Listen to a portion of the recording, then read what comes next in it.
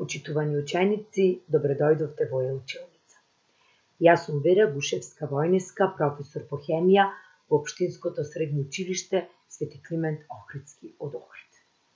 Содржината за денешниот час, кој што е наменет за учениците од втора година гимназиско образование, е на тема теории на хемиската кинетика. Зошто е важно да се запознаеме со теориите на хемиската кинетика? За полесно да ги разбереме отвивањето на хемиските реакции на молекуларно ниво, влијанието на температурата и концентрацијата врз брзината на хемиската трансформација, прераспределбата и групирањето на основните градбени честички, како и раскинувањето на постојните хемиски врски и образување на нови, како резултат на нова прераспределба на валентните електрони. Иако постојат повеќе теории на хемиската кинетика, ние ќе се запознаеме само со две, а тоа се теоријата на судири и теоријата на активиран комплекс.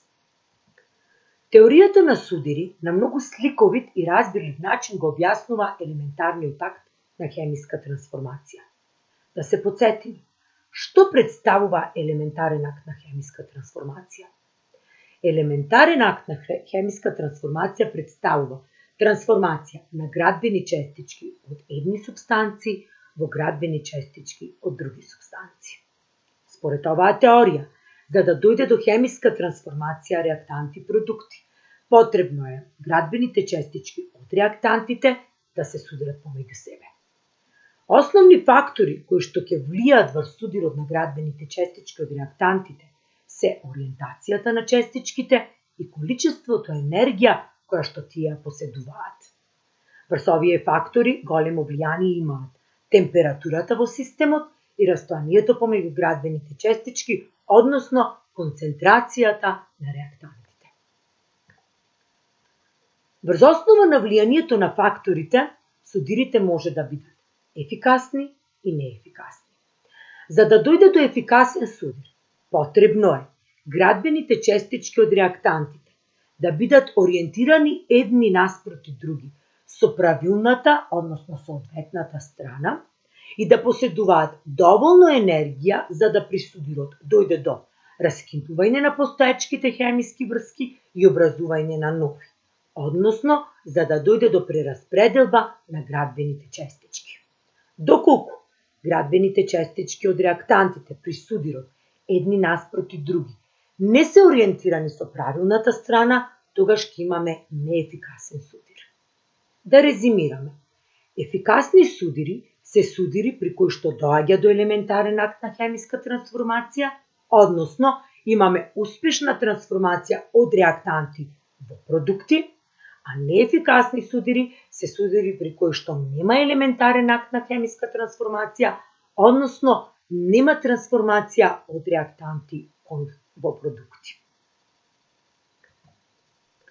На слайдот кој што го гледате на вашите екрани е прикажан ефикасен судир помеѓу два реактанти, реактант атом хлор и реактант молекула озон.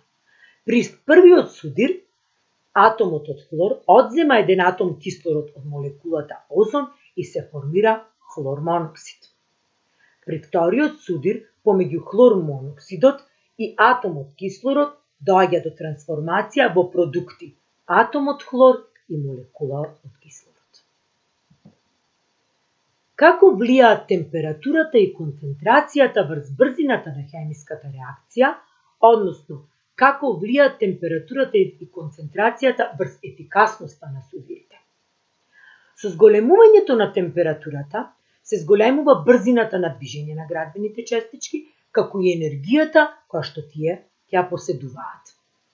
Со зголемувањето на брзината на движењето на градбените честички се зголемува бројот на судири, а со зголемување на бројот на судири се зголемува и веројатноста за ефикасни судири. Со зголемувањето на концентрацијата се намалува растојанието помеѓу честичките, бројот на судири станува поголем, а со тоа и веројатноста за да настане ефикасен судир. На сликата може да видиме споредбено колку изнесува бројот на судири при помала концентрација, а колку изнесува бројот на судири при поголема или повисока концентрација. Теоријата на активиран комплекс на сосема поинаков начин го објаснува патот на хемиската реакција.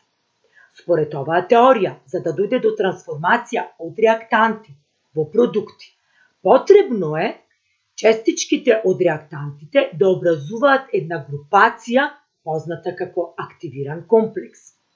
Влијание врз образувањето на активираниот комплекс имаат растојанието помеѓу честичките и поседуваната енергија.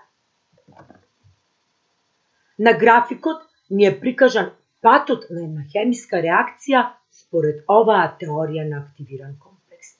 На почеток имаме реактантите А и Б. Реактантите А и Б поседуваат определено количество на енергија.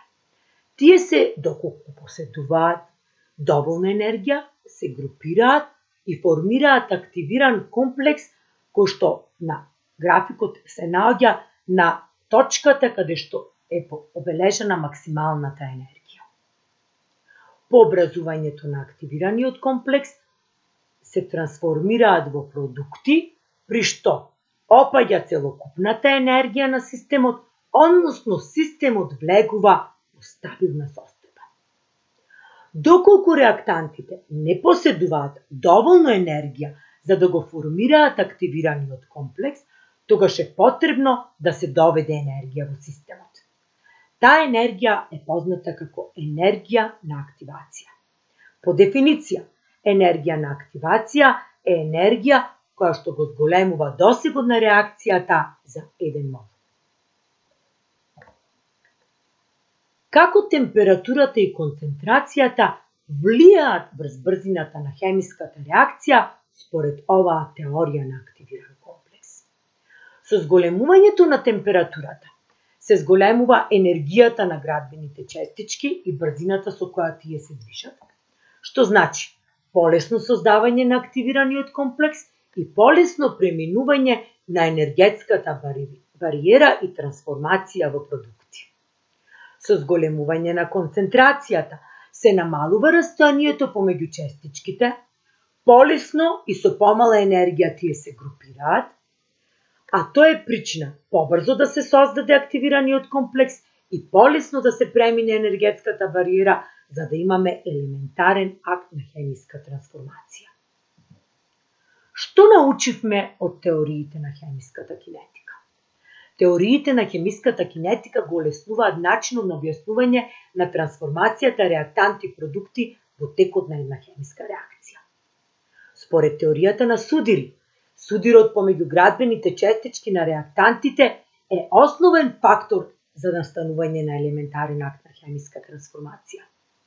Услови за да настане ефикасен судир се повисоката температура и поголемата концентрација на реактантите. Според теоријата на активиран комплекс, создавањето на меѓупродуктот, активираниот комплекс, е услов за успешна реакција. Услов за успешна трансформација е доволната енергија за преминување на енергетската бариера. Се надевам дека ви помогнав за полесно совладување на материјалот. Ви благодарам за вниманието.